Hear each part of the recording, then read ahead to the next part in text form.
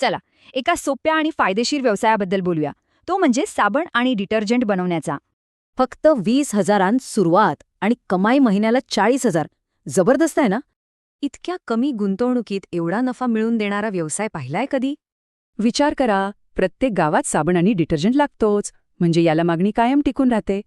गावात ब्रँडेड वस्तूंसाठी जास्त पैसे मोजले जातात. आणि इथेच आपल्यासाठी एक मोठी संधी आहे. सोपा उपाय आहे.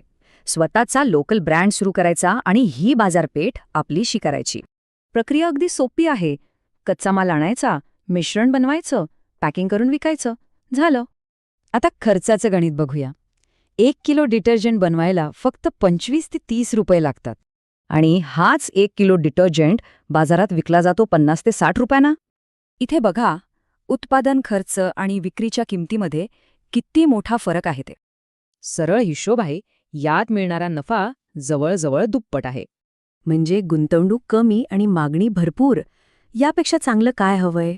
मग जास्त विचार कशाला? ही संधी सोडू नका. हा व्यवसाय आजच सुरू करा. अशाच आणखी नवीन कल्पनांसाठी नक्की जोडलेले रहा.